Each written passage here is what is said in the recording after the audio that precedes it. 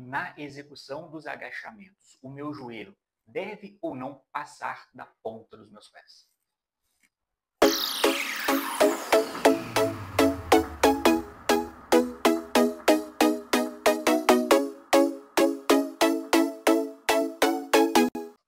Meu nome é Rodrigo Bahia, sou educador físico, criador do canal Descomplicando o Movimento Humano. Já peço a você que senta o dedo nesse like, compartilha com os amigos, porque eu tenho certeza que isso vai mudar a sua forma de pensar em relação aos agachamentos.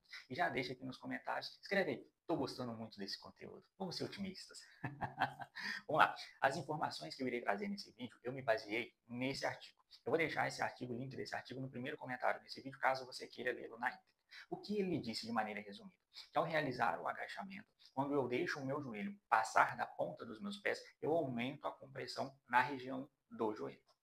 E quando eu realizo o agachamento, não deixando com que o meu joelho passe muito da linha dos meus pés, dos meus dedos, eu diminuo essa pressão no meu joelho.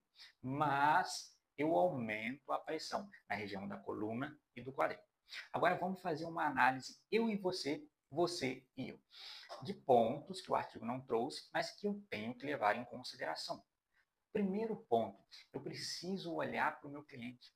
Eu sempre vou bater na tecla da individualidade. Por quê? Eu posso estar lidando com um cliente que tenha um comprimento maior de membros inferiores, esse cliente é alto, ele tem um grande comprimento de membros inferiores, e quando eu olho para o pé dele, o tamanho do pé é desproporcional ao comprimento da perna dele. Ou seja, ele é alto, ele tem um comprimento de perna grande e ele calça até que um número pequeno, levando em consideração o tamanho do membro dele. Agora, imagina eu com um cliente desse exigindo que ele não passe o joelho da ponta dos pés.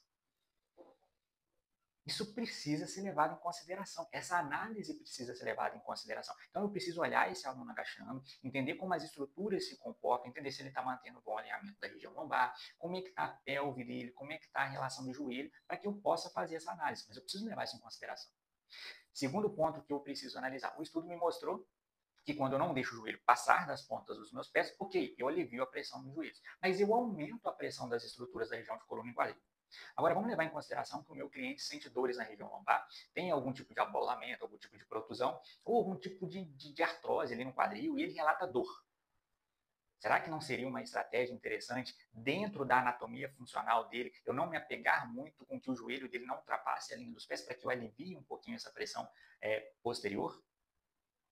Agora, se eu tenho um aluno, né, e ele apresenta uma dor aguda no joelho, ele está sentindo dor, tem uma condromalácia patelar, na minha região de coluna de quadril ele está bem, não se queixa de dores, então pode ser interessante, na execução do agachamento, eu pedir que ele não passe o joelho da ponta dos pés, para que eu alivie um pouquinho essa pressão. E aí o que acontece? O cliente vai falar, opa, eu não estou sentindo dor no agachamento, eu vou trazer confiança para esse cliente agachar. E aí eu vou olhar dentro das funcionalidades dele, ó, o joelho não está passando da ponta dos pés, ele está conseguindo manter a curvatura dentro da coluna, não está fazendo nenhuma compensação com a pelve, ok, o agachamento está bacana, todos os elos estão se completando, e esse cliente não está sentindo dor, eu estou conseguindo trabalhar um exercício super funcional com ele. Opa, realizou o agachamento, o joelho ok, a coluna está doendo, ele está sentindo dor na coluna. Trabalhei toda a questão de mobilidade, tem uma boa mobilidade, boa flexibilidade daquela região de quadril. Cara, o que eu vou fazer? Ó, você vai agachar. Cara, não se preocupa muito com o seu joelho, não. Ele pode passar um pouquinho da ponta dos seus pés ali, a gente vai olhar toda a estrutura, olhar como a sua escápula se comporta nesse agachamento aqui, mas o que eu quero? Aliviar a pressão dessas estruturas posteriores. Aí o cliente agacha, opa, não senti dor na minha coluna ao agachar. Então, eu consigo, através dessa informação, levar confiança para o meu cliente. Isso é importante, entendendo a individualidade dele, entendendo os pontos dolorosos que ele tem, levando para ele um exercício super funcional, com demandas incríveis, porque a todo momento ele vai precisar levantar e sentar de algum lugar. Então, eu estou conseguindo trabalhar, e à medida que ele for respondendo, eu vou evoluindo. A partir do momento que eu avaliei tamanho do membro dele, tamanho de estatura, eu estou olhando para o meu cliente agachando. Isso faz toda a diferença. Então, se você está realizando agachamento, se você tem dúvida, meu joelho passa ou não passa, é importante que você procure um profissional. Um bom profissional, ele não vai avaliar somente se o joelho está passando ou se o joelho não está passando. Ele vai avaliar a sua estrutura por completo. Porque pode ser que você não está realizando um bom agachamento, pode ser que você está sentindo dor naquelas estruturas, mas pode ser que o problema esteja mais em cima. Esteja em posicionamento de escápula, esteja em segurança, esteja, por exemplo, em ainda você aprender melhor a técnica do agachamento. Então, existem aí dinâmicas para que você aprenda e ganhe confiança na técnica do agachamento, né? Então, isso é importante.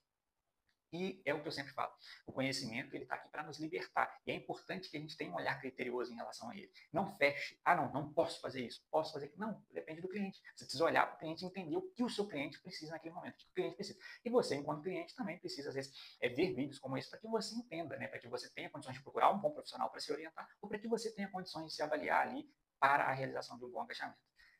E pode ser mais fácil do que a gente imagina. É por isso que a gente precisa estudar, precisa pegar um conhecimento aqui, outro ali, analisar tudo, para que aí sim a gente tenha capacidade técnica para discutir sobre alguns pontos. Tenho certeza que agora, você vendo ao final desse vídeo, fez sentido para você. Já arranca aquele like para nós. Caso você queira um treino individualizado, caso você queira aprofundar um pouco mais nessas questões técnicas, entre em contato comigo. Rodrigo, mas eu moro no Rio de Janeiro, eu moro em São Paulo, eu moro em BH, não tem problema nenhum. A gente marca um encontro online, uma consultoria online, nós vamos analisar o seu caso, você vai me mandar alguns vídeos seus agachando para a gente analisar alguns parâmetros ali e o treino vai ser montado levando em consideração a sua individualidade. Isso faz toda a diferença. Beijo grande, abraço grande e até a próxima.